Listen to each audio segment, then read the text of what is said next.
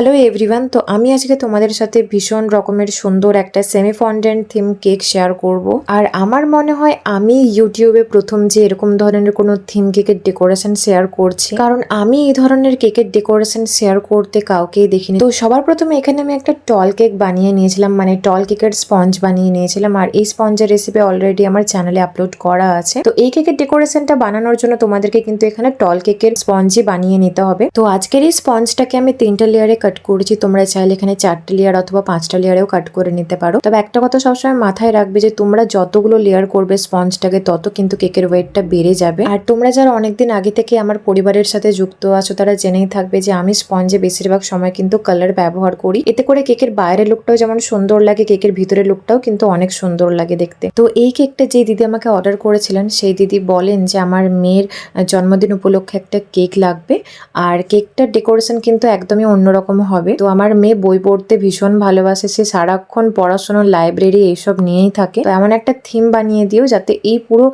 ব্যাপারটা ওই কেকটার মধ্যে ফুটে ওঠে। তো এই কথাটা শুনে তো পুরোপুরি আমার মাথায় হাত, যে এরকম কোনো থিম তো আমি আজ পর্যন্ত বানাইনি বা শুনিও নি কাউকে বানাতে। তো অবশেষে নিজের মাথা থেকে এই আইডিয়াটা বের করে কেকটা বানিয়েছিলাম। বাট কেকটার ফাইনাল লুকটা যে সত্যি এতটা সুন্দর লাগবে, এতটা বিউটিফুল লাগবে আমি সত্যি এক্সপেক্ট করিনি। তো এই কেকটার ওয়েট যে বিশাল কিছু বেশি ছিল সেটা কিন্তু একদমই নয়। পুরো কেকটা আমি 1.5 থেকে 2 পাউন্ডের মধ্যেই বানিয়েছিলাম। তবে হ্যাঁ, এই থিমটা বানাতে গেলে কিন্তু কেকের বোর্ডটা একটু বড় সাইজের নিতে হবে।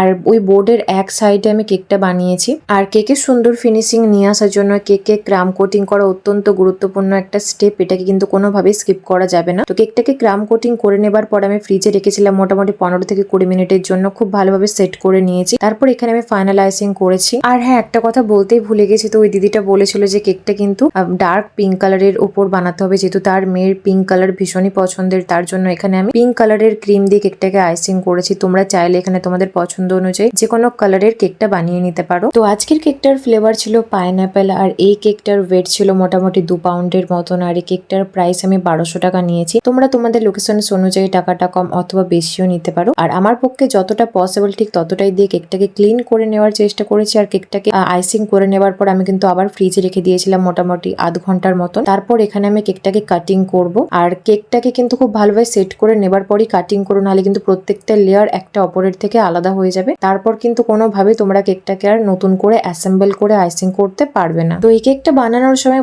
প্রথম আমি খুবই ভয়ে ছিলাম, খুবই টেনশনে ছিলাম যে কেকটার ফাইনাল লুকটা কিরকম আসবে, কাস্টমারের পছন্দ হবে তো, যদি ঠিকঠাক না হয়, এরকম অসংখ্য রকমের কোশ্চেন আমার মনের মধ্যে আসছিল, যেহেতু এরকম ধরনের কোনো থিম আগে বানাইনি বা কাউকে বানাতেও দেখিনি। আর তারপরে একটা স্টার নজলের সাহায্যে ওই সেম পিঙ্ক কালারের ক্রিম নিয়ে আমি এরকম ভাবে বর্ডারটা বানিয়ে নিয়েছি। তবে আমার ইচ্ছে ছিল এখানে 2 রকম কালার ব্যবহার করা, কিন্তু আমার কিছুই করার ছিল না, যেহেতু এই কেকটা কাস্টমার এরকম ভাবেই বানাতে বলেছিল, পুরো পিঙ্ক কালার দিয়ে, অন্য কোনো কালার ব্যবহার করতে বারণ করেছিল। তো কেকের মেন ডেকোরেশনটা এখান থেকে শুরু। তো এখানে তোমরা দেখতেই পাচ্ছ যে আমি একটা কালারিং প্রিন্ট আউট বের করিয়ে নিয়েছি, যেহেতু প্রথমে বলেছিলাম যে এটা একটা লাইব্রেরি থিম কেক বানাতে চলেছি আমি। তো কেকটার সাইজ আমি এই ফটো প্রিন্টটা সুন্দর করে কাট করে নিই।